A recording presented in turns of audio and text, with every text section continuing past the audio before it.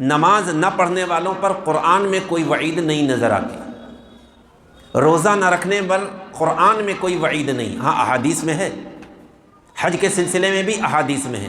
لیکن زکوٰۃ اتنا اہم ترین فریضہ ہے کہ اس کے نہ ادا کرنے پر قرآن میں بھی وعید ہے، اور احادیث تو بے شمار احادیث ہیں، ایک دو نہیں ہیں، بخاری میں، مسلم میں اور حدیث کی کتابوں میں لا تعداد حدیثیں ایسی ہیں جو زکوٰۃ نہ ادا کرنے پر دوزخ کے عذاب کا اس میں تذکرہ کیا گیا ہے۔ اس لیے سب سے پہلے تو ہم آپ یہ ارادہ کریں کہ اگر اللہ نے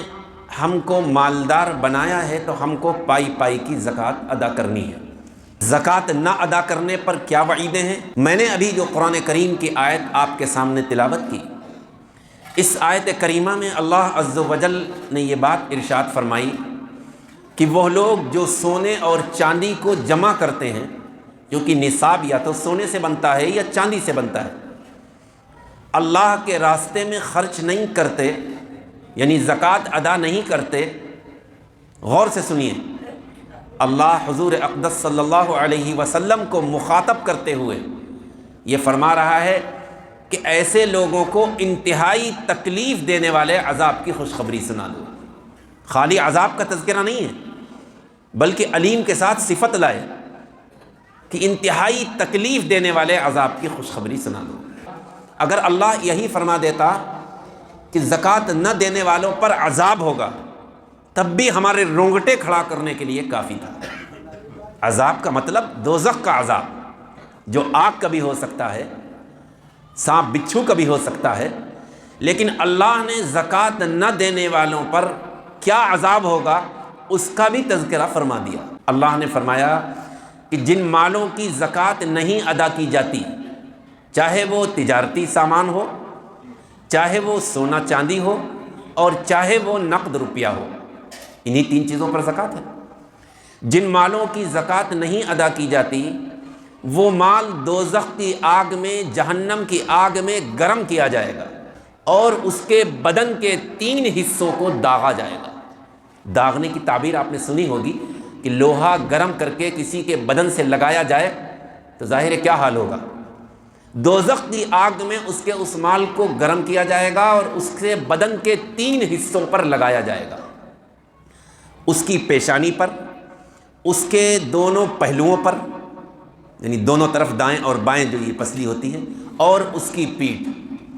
اس سے داغا جائے گا، اور یہ آواز آئے گی کہ یہ ہے وہ تمہارا مال جس کو تم دنیا میں جمع کر کے رکھتے تھے، لہٰذا آج اس کا عذاب تم چکھو۔ حضور اقدس صلی اللہ علیہ وسلم کا مبارک فرمان ہے کہ جن مالوں کی زکوٰۃ نہیں ادا کی جاتی، بخاری میں بھی یہ حدیث موجود ہے، مسلم میں بھی ہے،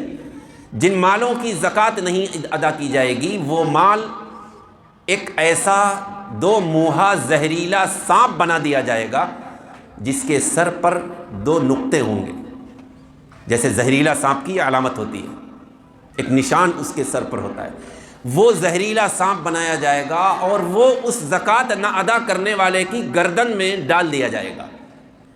اور چونکہ 2 منہا ہوگا تو وہ انسان کے جبڑے کو دونوں طرف سے پکڑے گا